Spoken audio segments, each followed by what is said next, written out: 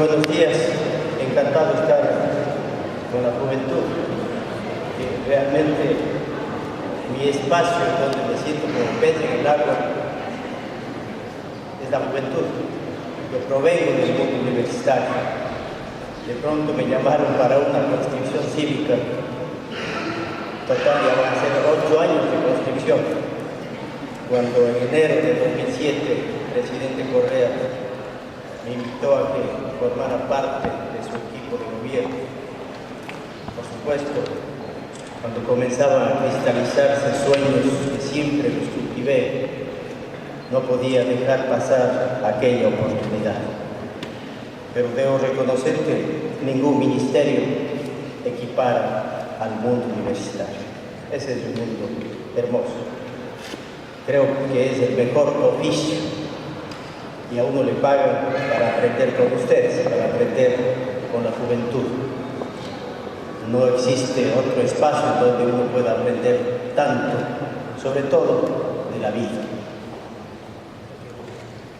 Gracias a René, a Jorge, a todos los compañeros, amigas de la CENESID, de la Embajada y por supuesto a la juventud y otros distinguidos amigos que nos dispensan su grata visita para compartir estos 3 días que estoy seguro serán enormemente fructíferos. Desde hace unos 15 años soplan vientos de transformación por nuestro continente. Luego del vendaval neoliberal, entre brisas y huracanes de transformación, soplan por la América mestiza. Comenzando por Venezuela, con el inolvidable presidente Chávez y hoy con Maduro, y luego en Brasil con el presidente Lula y hoy con Dilma Rousseff, que ojalá el 26 sea reelecta. Y si no lo es, tal vez la pérdida se deba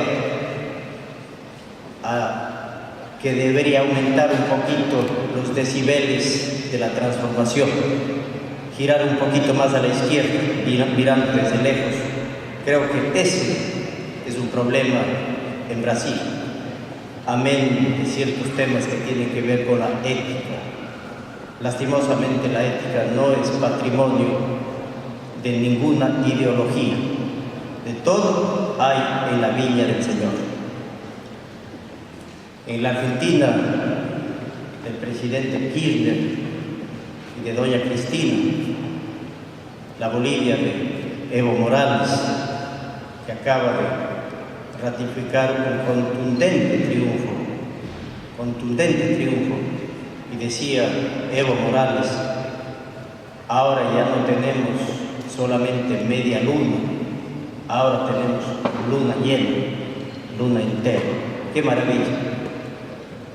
Ojalá nuestro país también transite continuadamente y esta revolución, la revolución ciudadana, haya llegado para quedarse. Con 7 años de gobierno del presidente Correa, vamos camino ya a los 8. Creo que no es posible que la historia retroceda, así como no creo en la linealidad de la historia, contradiciendo a mi tocayo Carlos Marx. La dialéctica y linealidad de la historia creo que no ha funcionado. Así como aquello no ha funcionado, tampoco creo que la historia retroceda. No creo. Tal vez puede estancarse en un punto, pero luego de los avances, sobre todo sociales, es imposible que precisamente esa sociedad dé pie atrás. La Nicaragua de Daniel Ortega, que lleva ya 7 años de esta nueva etapa, de esta nueva época sandinista. En Uruguay con el presidente Tabaré Vázquez y con ese gran presidente Pepe Mujica, quien se refiere permanentemente al conocimiento, tema que magistralmente lo abordó René, y él cree y quiere que los estadios de su Uruguay, tan buenos para el fútbol, no solo estén repletos de hinchas, sino estén repletos de intelectuales, de científicos, esté el estadio repleto de conocimiento. Y Paraguay del presidente Lugo, lastimosamente, el calentamiento de las calles y los runrunes en los cuarteles finalmente dio resultado en Asunción, así como también dio resultado en la Honduras, aunque no haya sido precisamente un gobierno de tinte socialista, pero los golpes blandos están, yo diría, más o menos de moda. Esperemos que para nada en Ecuador haya un golpe de ninguna naturaleza. Y hay características comunes del proceso que América Latina vive: pluralidad de estrategias y articulación de formas descentralizadas, la multiplicidad de bases sociales y agendas políticas, el nuevo rol de la sociedad civil.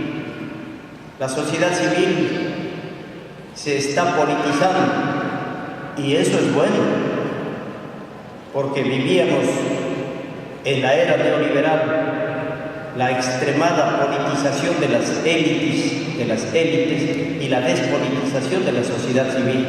La sociedad civil tiene que politizarse. La revolución constructiva y, por supuesto, la profundización de la democracia. A propósito de democracia, mucho se habla de la alternancia como el símbolo preclaro de la democracia. Yo no creo que democracia es alternancia, más bien democracia es alternativa. El hecho de que cada 4 años o cada 8 años se alternen demócratas o republicanos, yo no creo que esa es la democracia. Democracia es calidad de vida, democracia es equidad, democracia es summa causa, democracia es buen vivir, democracia es justicia, democracia es libertad. No significa, desde luego, esa libertad en la que todos podemos hacer lo que nos venga en gana, con la condición de que no nos salgamos de la jaula. Esa no es democracia. La democracia de la alternativa, sobre todo alternativas de transformación de las injusticias, de las caducas estructuras, esa es la democracia, al menos en la que yo creo.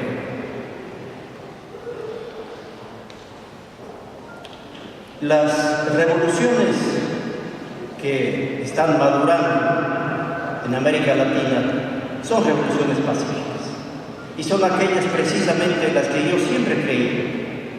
Una revolución no puede ser violenta. Otra vez le contradeciré a mi tocayo Carlos Marx.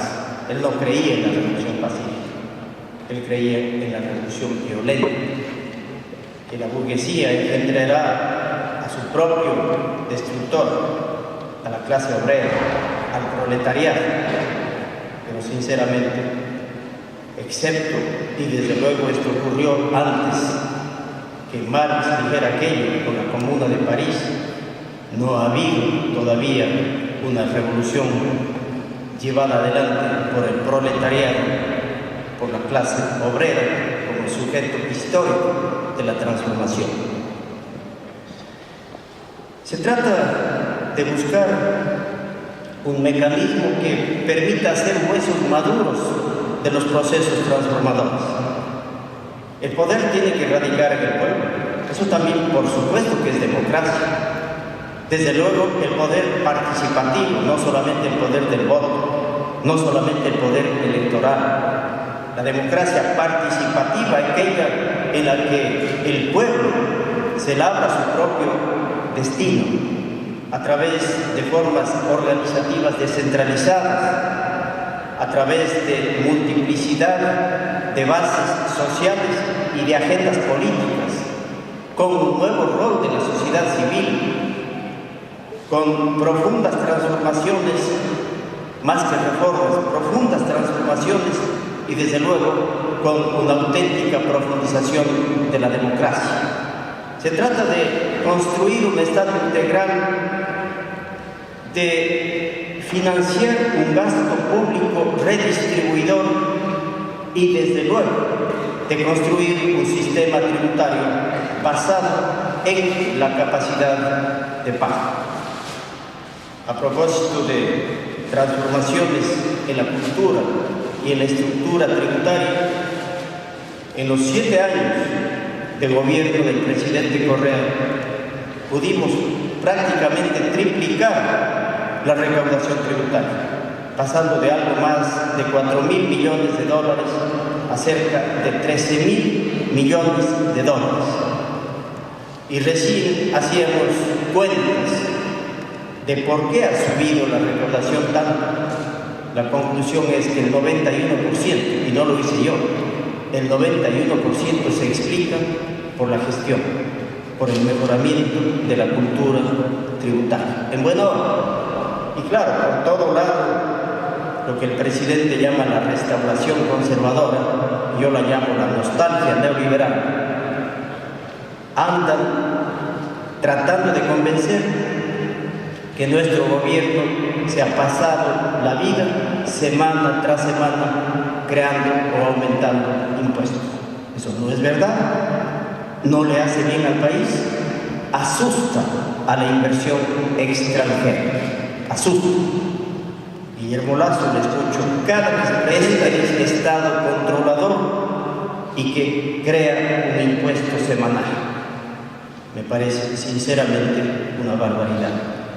Los ejes básicos de este proceso de revolución pacífica son, por supuesto, la política fiscal a través del gasto público, desde luego el sistema tributario, el sistema de trabajo digno con seguridad social y un proceso de reforma agraria.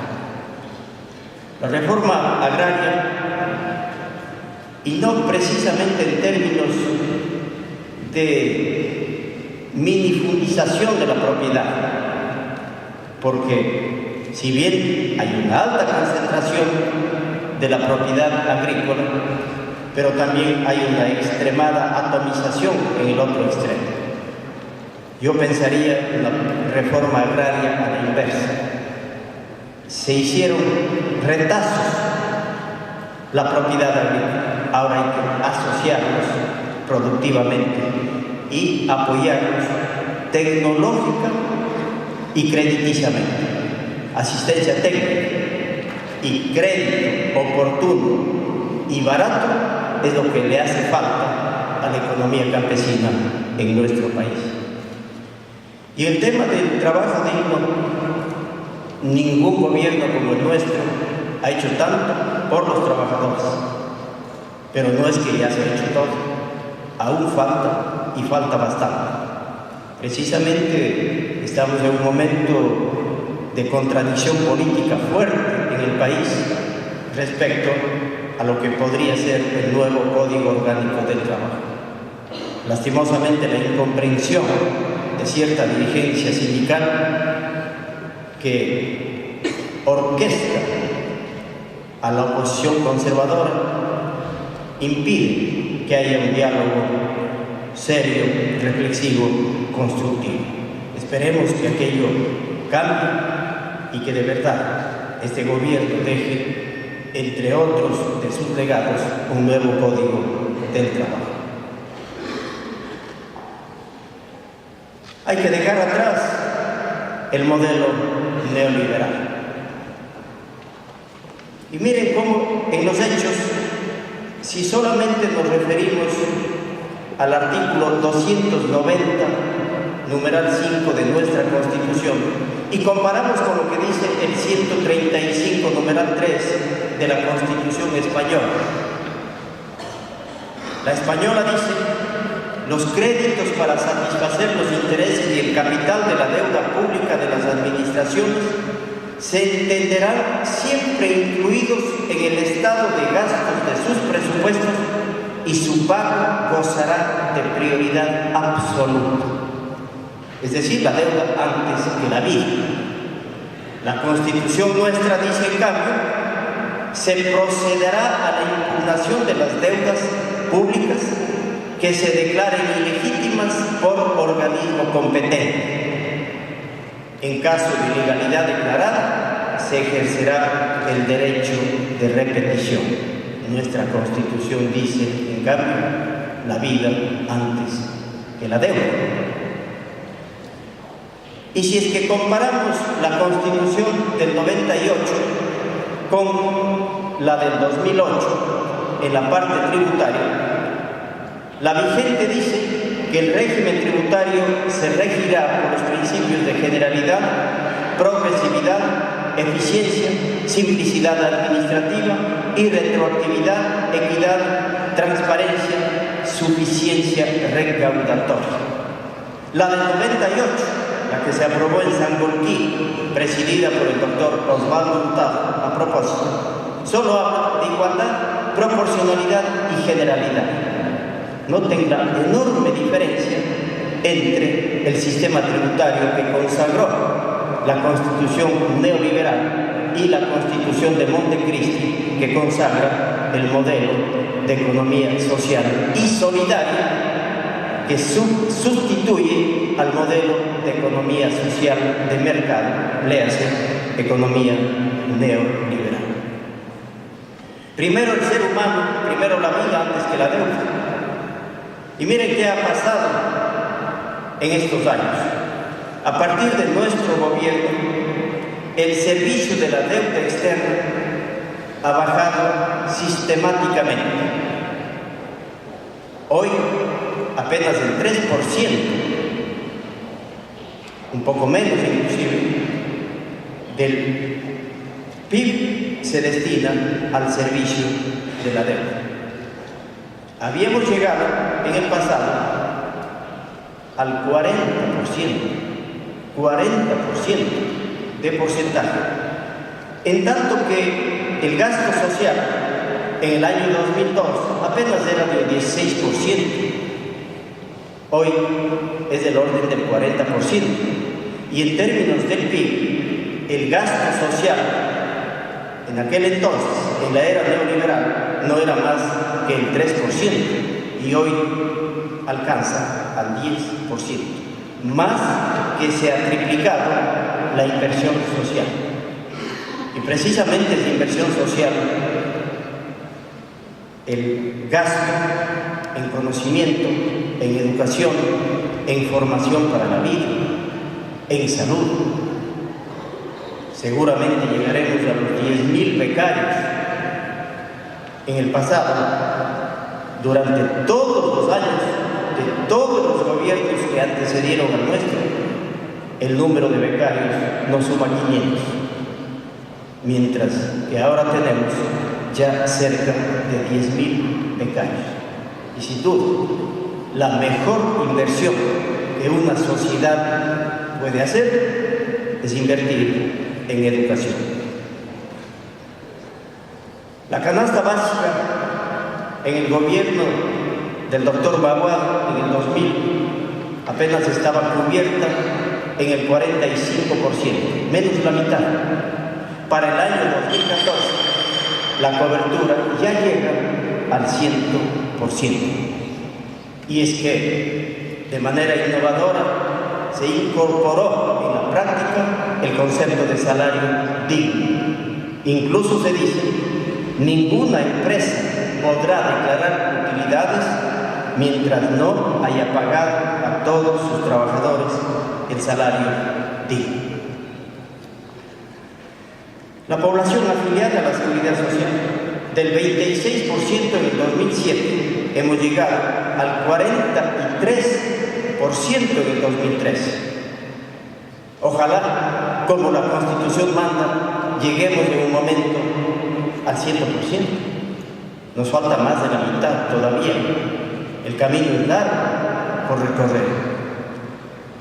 Y en el Código de Trabajo precisamente estamos incorporando, abriendo la puerta para el cumplimiento constitucional en materia de seguridad social, a través de reconocer formas de trabajo que no guardan precisamente relación de dependencia entre empleado y empleador, sino que hay formas autónomas por un lado y hay otras semiautónomas, como en España llaman trabajo independiente con dependencia económica.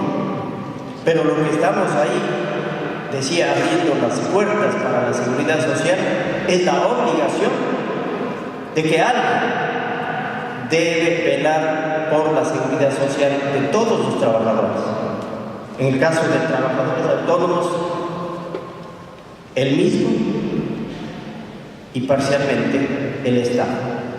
En el caso de trabajadores semiautónomos, el empleador, el trabajador y el Estado. En el caso de las trabajadoras no remuneradas de los hogares, amas de casa, eventualmente el hogar, una parte, y la mayor parte, el Estado. Aseguramiento a la seguridad social, cuando menos para cubrir una prestación, cuando menos la pensión jubilar y el seguro naturalmente de invalidez y muerte. Eso ojalá podamos plasmarlo en el código. El famoso coeficiente de Gini, que mide la desigualdad, pasó de 54 a 46%, de 54 a 46%, y la pobreza ha bajado del 36.7 a 25.6. Hemos bajado como 11, 12 puntos. Todavía la verdad es que es impresentable, 25% de pobreza, todavía es impresentable. Otra vez, ojalá a través del Código Orgánico podamos aportar para la solución de este problema. Porque en las raíces estructurales de la pobreza, por supuesto que está un problema político. Y la pobreza no es una materia puramente económica, es un problema social que responde a razones políticas. Si decimos es un problema económico, y que significa que hay que tener $1.75 por día para cada ciudadano, de pronto se podría entregar, tenga $1.75 o lo que le falte a cada quien. Les garantizo que la pobreza persistirá. No es meramente un problema económico, es un problema social con causales políticas eminentemente. La relación del ingreso medio del 10% más rico respecto al 10% más pobre era para el año 2006 de 37, aún todavía la brecha es gigantesca, pero hemos recortado más o menos un 50%. Esto tiene que continuar cambiando. ¿Y qué decir si es que tomamos en cuenta el 1% de más alta concentración versus el 1% que no tiene prácticamente nada? Esa brecha sí es astronómica. Se trata de hacer irreversible el cambio. Bueno, ¿y cómo lo hacemos? ¿Por dónde comenzamos? Desde luego que una casa, un edificio social, no se comienza por el tejado. Hay que comenzar por los pilares mismos de la sociedad. La revolución sanitaria, materia en la que hemos avanzado significativamente, es creeríamos uno de los cimientos fundamentales. La revolución educativa, el tercer cimiento, y la revolución del trabajo. Si es que esas tres revoluciones, que son integrales, integradas e integradoras, si es que esas se cimentan, desde luego que el cambio se tornará irreversible. Pero para esto es fundamental, en este proceso de construcción del socialismo del siglo XXI, la participación ciudadana. El ser humano demanda derechos y tiene que participar para cubrir esa demanda en la toma de decisiones. Desde la extrema exclusión del pasado a la marginación siguiente, al asistencialismo posterior, yo creo que ya estamos en plena fase de inclusión. Y desde luego, después de haber incluido al conjunto de actores sociales, después de aquello, sí vendrá la participación democrática. Porque no puede ser posible que entendamos la democracia en el ámbito político como el ejercicio del voto basado en la libertad económica. Y más ocurre que la libertad económica o la democracia económica se mide también por el número de votos que cada quien tiene. Y cada voto es un dólar. Hay gente que tiene millones de votos, hay gente que no tiene ningún voto. La democracia participativa como sustento, como sustrato de la libertad política es una farsa. Definitivamente es una farsa. Necesitamos justicia social para hablar de democracia política. Hay que reformar las estructuras productivas. No las reformemos o reforcemos. Hay que cambiar las estructuras, por supuesto. Aquello solo será posible cuando desaparezca el poder fáctico del poder económico. Lastimosamente todavía los poderes fácticos están ahí. Se requiere entonces la construcción de un Estado completamente escindido de los poderes económicos capitalistas. Se requiere, con René conversábamos, la acumulación originaria del socialismo. Me permito audazmente quizá hablar de la necesidad de la acumulación originaria del socialismo, para no hablar de la acumulación originaria del capitalismo, porque esas son las raíces del sistema de acumulación, del sistema de producción. Si las raíces son capitalistas, por supuesto que los frutos también lo serán. Por eso yo propongo la necesidad de avanzar en la construcción, en la acumulación originaria del socialismo. Y ya no ocurrirá como con la acumulación originaria del capitalismo, a la que Carlos Marx le compara con el pecado original. La acumulación originaria del socialismo nacería y crecería sin pecado original, porque pensar en la sociedad no creo que sea pecado. Salud y educación son bienes comunes y bienes públicos. Los patrimonios natural y cultural son de la sociedad, son del Estado. Potenciar el trabajo social cooperativo y la apropiación económica del mismo. Diríamos, siguiendo a René, la socialización del conocimiento. Pero otra vez, solo será posible la socialización del conocimiento cuando su construcción también sea social. Si la construcción es privada, a la ciencia del conocimiento social. Esa ciencia no tiene acceso al capital financiero, más claro, no tiene financiamiento. Necesitamos entonces construir una estructura financiera para el acceso al conocimiento científico social. La universidad, así como las redes de generación de conocimiento, deben ser autónomas frente a los poderes económicos. Como que el poder económico es la variable explicativa de las situaciones de injusticia.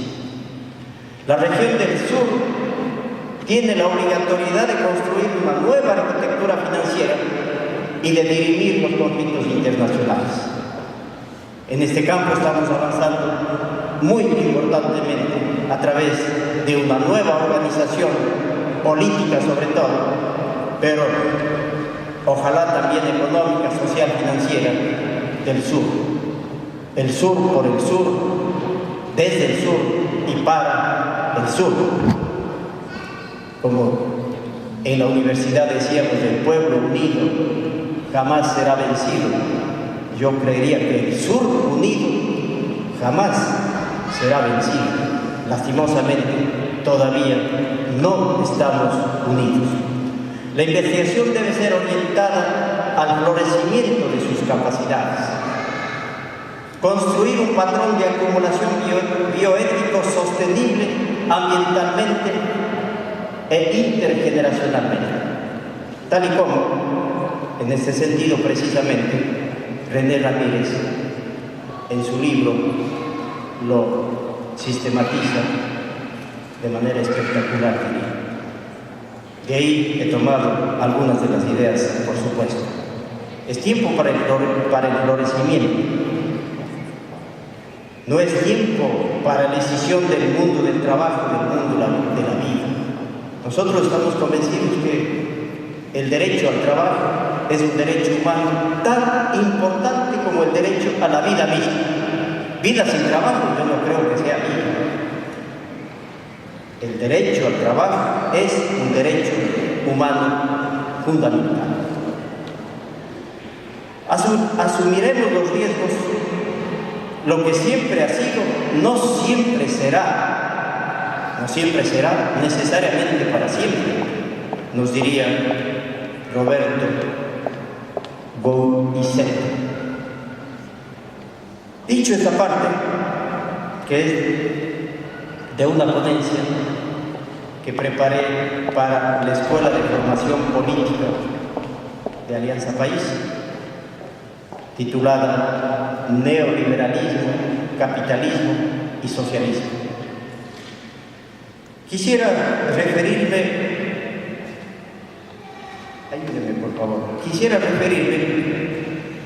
a qué es lo que está haciendo nuestro ministerio y cómo funciona uno de los proyectos que espero sea de interés y naturalmente de utilidad para todos ustedes. Para empezar, el ministerio le hemos pedido al señor presidente que ya no se llame así, Ministerio de Relaciones Laborales. Alguien en una entrevista me preguntó, oiga, ¿y por qué usted quiere cambiarle de nombre? Y yo le dije, bueno, porque a mí más me gusta el trabajo que las relaciones laborales. El Ministerio del Trabajo es como debería ser, así como el Código, también Código Orgánico del Trabajo y relaciones laborales. Los jóvenes son como las plantas. Por los primeros frutos se ve lo que podemos esperar para el porvenir. Esto es de Demócritos. Y ustedes, que son jóvenes y seguramente ya habrían dado sus frutos también, con lozanía, con saber, conocimiento, segurísimo que el futuro es provisorio. Entre los programas de nuestro ministerio, la Red Socioempleo, Mi Primer Empleo, el Servicio de Capacitación Profesional, SECAP, el servicio civil y naturalmente hay un proyecto que tiene que ver con la erradicación del trabajo infantil. Un niño tiene que vivir, tiene que jugar, tiene que zapatear, tiene que ensuciarse, tiene que reírse, tiene que llorar, tiene que gritar, pero no tiene que trabajar, tiene que prepararse para la vida, tiene que aprender, tiene que estudiar. ¿Por qué le quitan el alma a un niño tan tierno, tan inocente? Los niños no vinieron al mundo para trabajar, vinieron para disfrutar la mejor época de la vida y, por supuesto, para prepararse para la vida. ¿Qué es esto de la red socioempleo?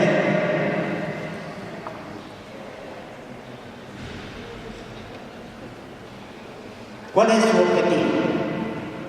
Facilitar el vínculo, el encuentro entre la oferta y la demanda.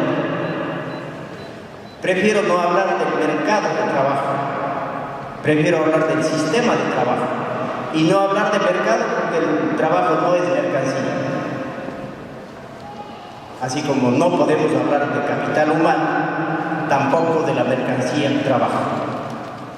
En ese sentido, hablar de un sistema de trabajo en donde se vinculan quienes desean contratar trabajadores y quienes están dispuestos a trabajar.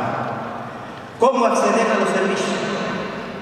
Bueno, de manera presencial, visitando cualquiera de los puntos de atención. En cada capital de provincia, por lo menos, tenemos una oficina de nuestro ministerio. Se puede acudir a cualquiera de esas 25 oficinas o también de manera virtual. Ustedes pueden estar virtualmente en contacto permanente con nuestro servicio. Sí, dada la distancia no queda más que la virtualidad. Aunque ahora recuerdo a Benedetti decía: a mí no me gusta el amor virtual, yo prefiero el beso artesanal. ¿Sí? ¿Cómo se beneficia a los estudiantes de pre y posgrado en el exterior? A la red de becarios, y no solamente, por supuesto, a la red de becarios, porque puede ser que muchos o algunos de ustedes estén estudiando sin haber obtenido una beca. Puede ser que se estén pagando sus estudios. Eso es altamente probable. Se publican las ofertas del sector público y del sector privado en la red.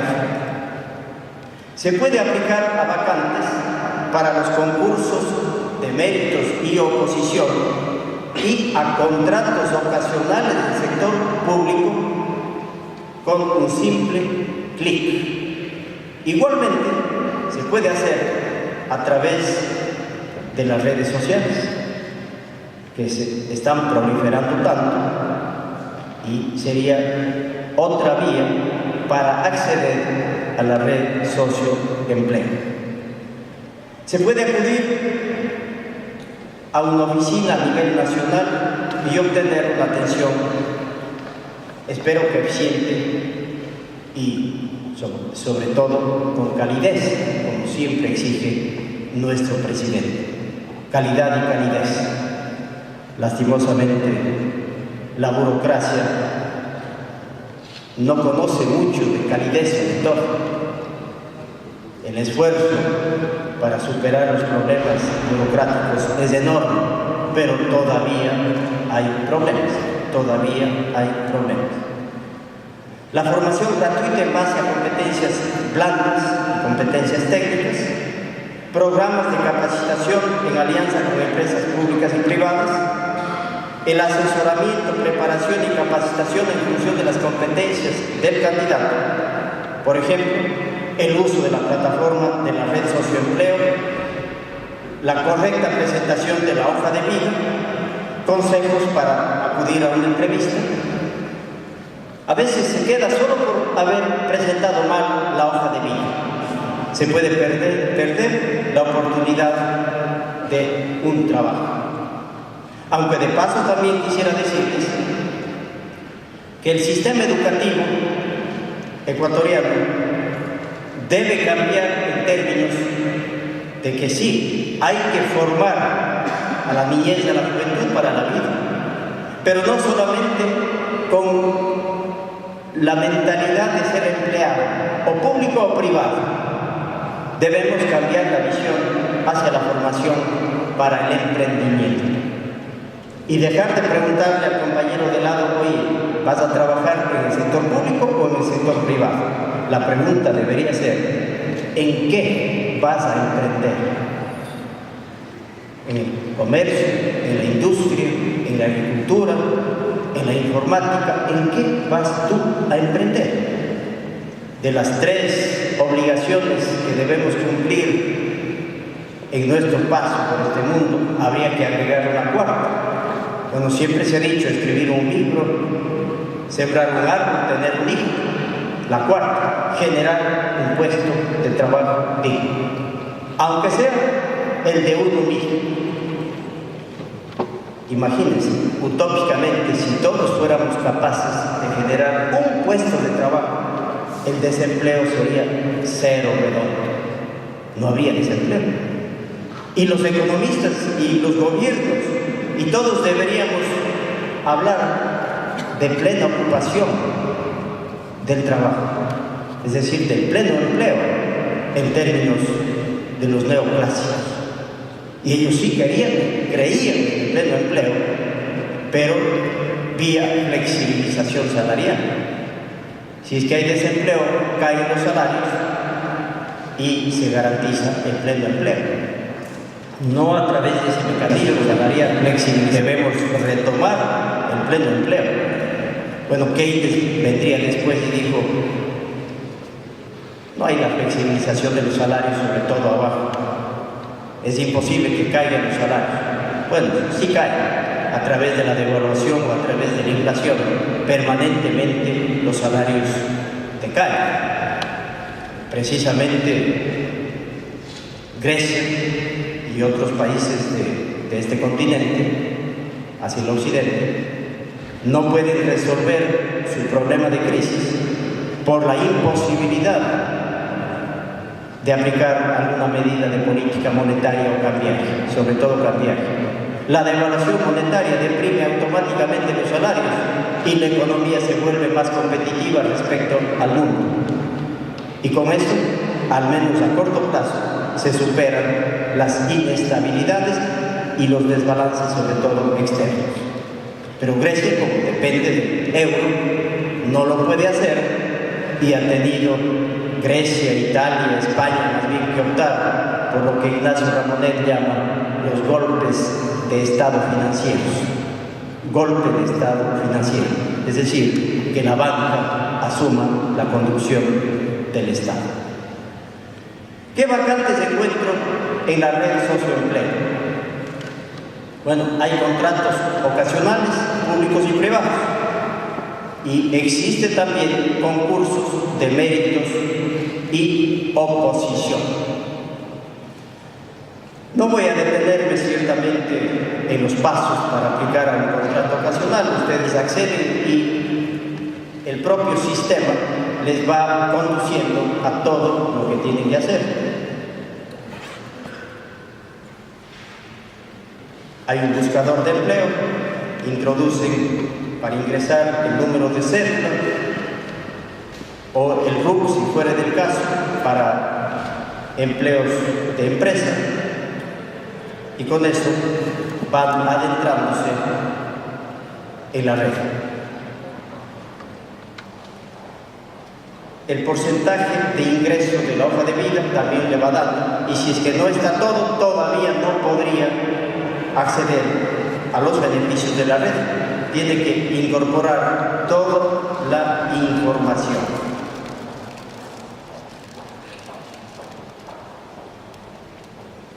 Esto lo vamos a pasar. Son todas aplicaciones, pasos para aplicar a un concurso de méritos y oposición.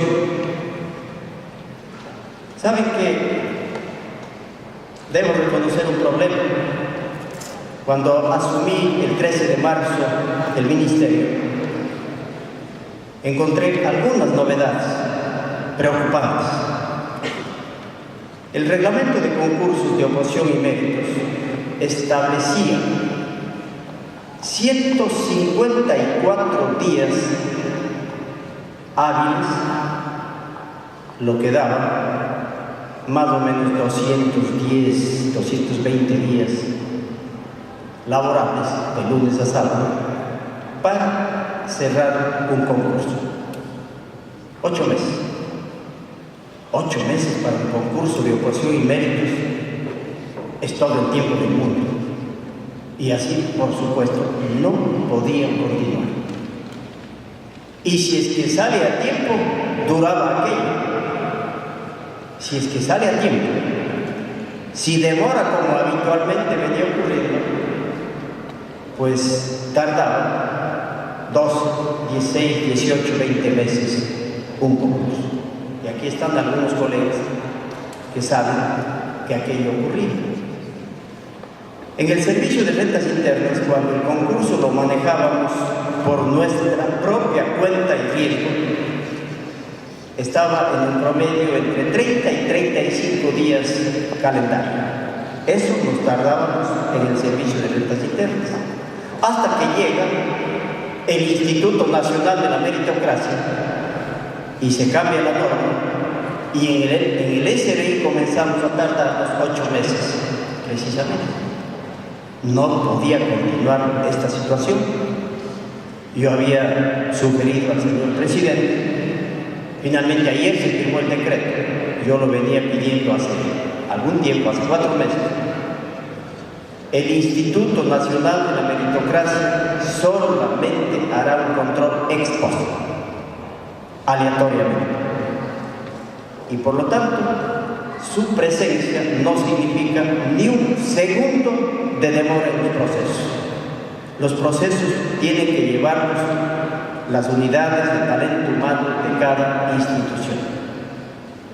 Y ahora, el tiempo en esta primera fase será de 52 días calendario.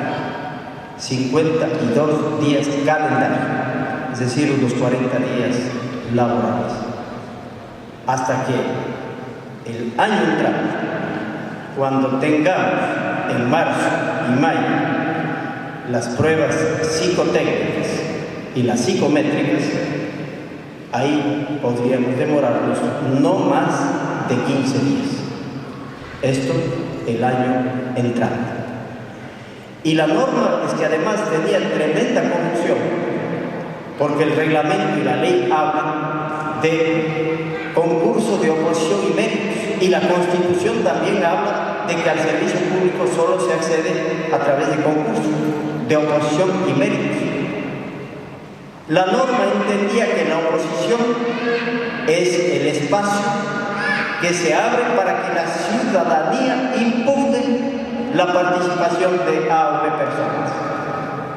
No, esa impugnación es válida solo para el caso de jueces, por ejemplo, de procurador, de contralor general de la nación, etc. Ahí, pero no para todo concurso, como se venía aplicando. Abrir a la impugnación ciudadana todo concurso. Pues, por fin nos pusimos de acuerdo que eso no es la oposición. Yo le decía al secretario jurídico, en la universidad nosotros al concurso de oposición y méritos le entendemos así nomás. Méritos, papeles, títulos, documentos de experiencia, qué sé yo. Y oposición. Ahora veamos si es cierto que sabes todo lo que me dicen los papeles. Le toman una pregunta.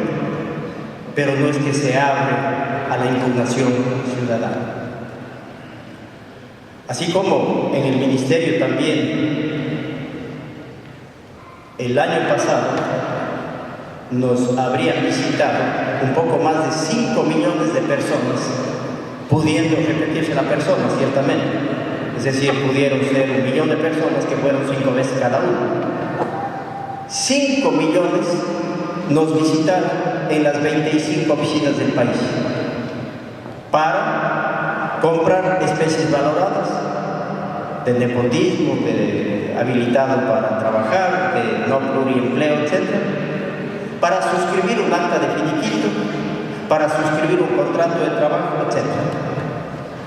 Todo eso, ahora se hace automáticamente.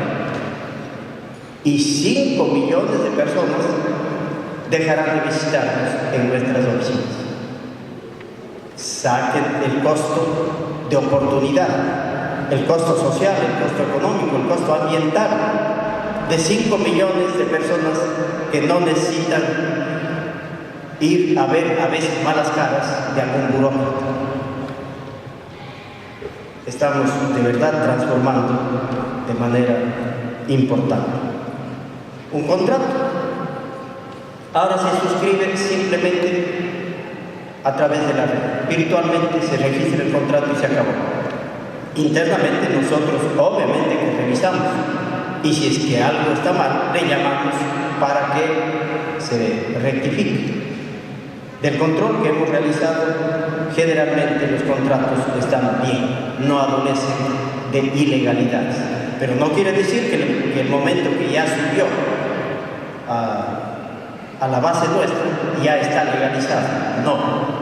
Incluso al pie decimos que está sujeto a verificación para su legalización. Antes de aplicar un concurso de méritos, es importante muy brevísimamente conocer la estructura del Estado. Ecuador desbarató ¿cómo se llama el italiano de los 3 poderes del Estado? No es Maquiavelo, ¿cómo es el otro? ¿Quién se acuerda? No le estoy tomando la lección, yo no me acuerdo, ¿cómo se llama? Montesquieu, gracias. Montesquieu. Pues él decía que los poderes del Estado son 3. No sé si decía los poderes o las funciones. Para mí son funciones, porque el poder es uno solo y radica en el pueblo. Pero la Constitución ecuatoriana lo desbarató a Montesquieu. Y ahora decimos, pues son 5. Ejecutivo, judicial, legislativo. Y le agregamos la función electoral y el Consejo de Participación Ciudadana y Control Social. El otro día leía algo de Juan Montalvo. Juan Montalvo también planteaba la necesidad de la función electoral. Entonces son 5 las funciones y cada uno obviamente ya sabe de qué se encarga cada una de ellas. En la función ejecutiva, la presidencia, la vicepresidencia, las secretarías nacionales, otras secretarías, ministerios coordinadores y ministerios. Esta estructura de ministerios coordinadores, que son 7, está dando muy buenos resultados, porque hay un ministro coordinador de cada área, se encarga de esa área, y el presidente permanentemente se reúne con los 7 ministros coordinadores de un gabinete. De lo contrario, tendría que estar reuniéndose con todos sus ministros permanentemente. La escala de remuneraciones, es bueno también que la conozcan, la escala de 20 grados y el nivel jerárquico superior, llamado así. Ayer conversábamos, hay que quitarle esta S y llamarle simplemente JNJ. Nivel jerárquico superior. O estamos en el cuartel o estamos en la iglesia. En la función pública no cabe esto de superior. Yo voy a proponer que llamemos simplemente nivel jerárquico. Aquello sí, porque hay una jerarquía, obviamente tiene que haber. Escala 20 grados de la 1, que tiene una remuneración de $527, hasta la escala 14, que tiene una remuneración de 3.542. Y en el nivel jerárquico, desde el nivel 1, con 2.226, hasta el nivel 10, que es del presidente de la República, que tiene una remuneración de $6.957. Como anécdota, el segundo decreto que dictó el presidente fue bajarse el sueldo para entonces a $4.000 en enero de 2007 y prohibir que ningún funcionario público gane más que el presidente, lo cual me parece obvio. Así es que el sueldo del director del Servicio de Rentas Internas era como de $9.000. Yo comencé con 3.900, un poco más de la mitad. No estoy reclamando, no estoy diciendo que me deben, pero por supuesto, miren cómo ha cambiado el país. 3.900, por supuesto, era un muy buen sueldo. Y yo que venía de la universidad, mucho mejor todavía. En la universidad yo era profesor a tiempo completo de la universidad. Ahí hice mi vida y desde luego ahora le escuché a René que los sueldos han subido. Da ganas de volver. Que han subido. Cuando yo ejercí, el sueldo realmente llegaba a unos $2.000 por ahí. Incluso creía que estaba bien. Es que cada quien tiene una forma de ver la vida. Si uno cree que ha venido para hacer dinero, debería darse la media vuelta más bien. Yo creo que se viene a vivir y la vida no son solamente bienes materiales.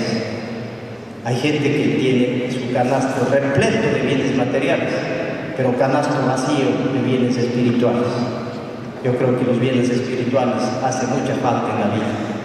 La vida es bella, pero cuando hay bienes espirituales.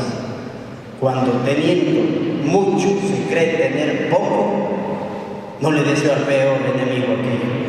Es mejor tener poco y creer que es suficiente. Yo creo que es una filosofía de vida que permite que la vida precisamente sea bella. Seguimos con los buscadores de empleo. Voy a pasar rapidísimo.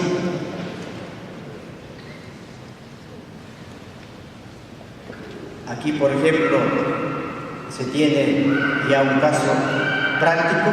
Yo les puedo dejar la presentación incluso para que la vean. ¿Qué pasa en este caso concreto? Que concursa en Autoridad Portuaria de Puerto Bolívar. Hay 6 nuevas vacantes. Ahí comienza a participar en el concurso de méritos y oposición, la aplicación correspondiente,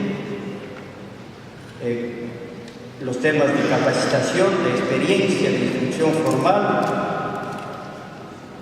Luego de seguir cada paso y de cumplir con lo que detalla el perfil del cargo, se podrá aplicar a la vacante seleccionada.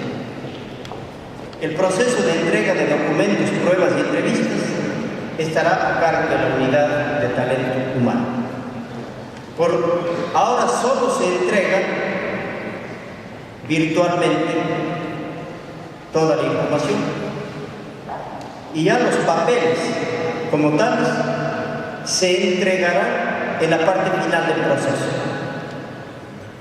Porque ¿para qué requiere una institución conocer vida y milagros de un ciudadano si ni siquiera está trabajando ahí?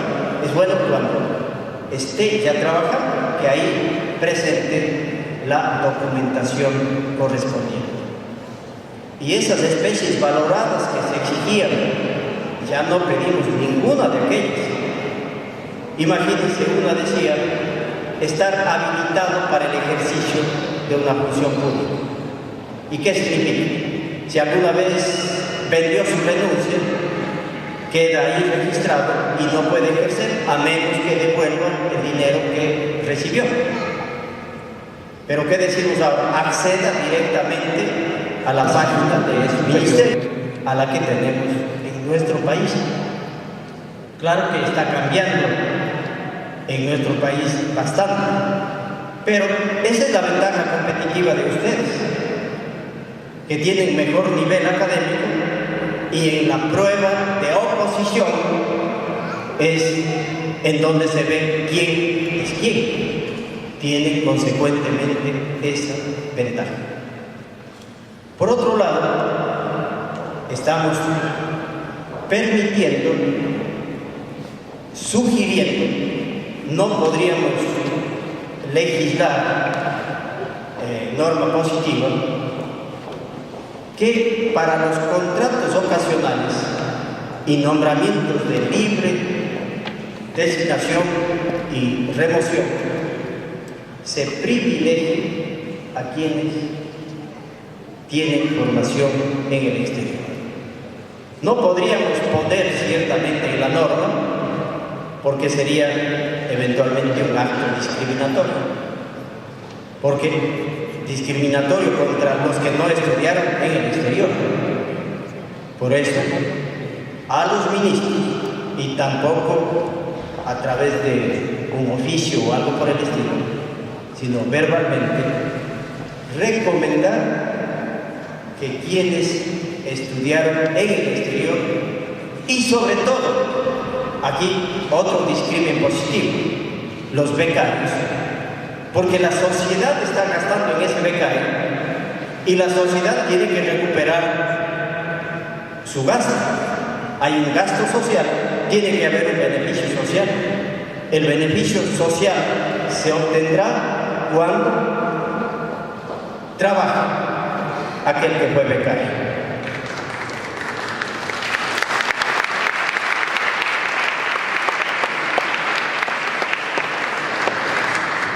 A través de la CNCIF y de nosotros, mediante la red Socioempleo, tenemos la base de datos y esperemos que estén ya los nombres de todos ustedes, y accederán en los distintos ministerios a esa base y sabrán oportunamente cuándo están retornando al país o cuándo ya están allá.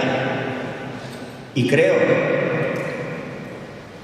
que muchos colegas creerían que todos van a seleccionar para el contrato ocasional, que es de la escala 20, o para el nivel jerárquico, a quienes hayan retornado al país.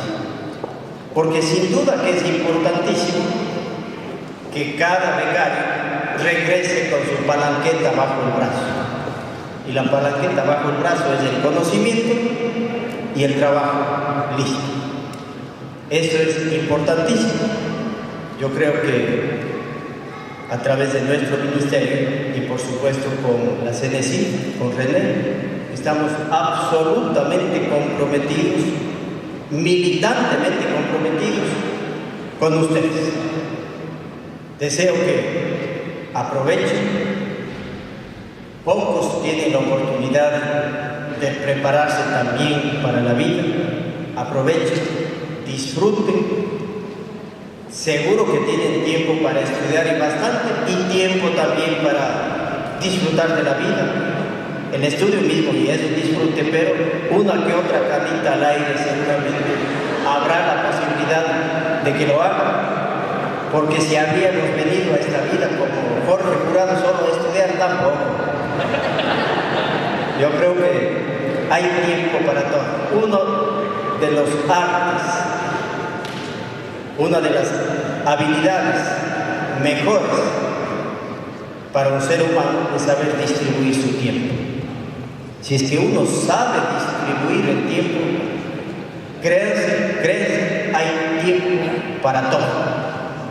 Y llegarán a la altura de la vida como a la altura que yo estoy, y podrán decir: nada de lo humano me es ajeno. Muchas gracias, un abrazo.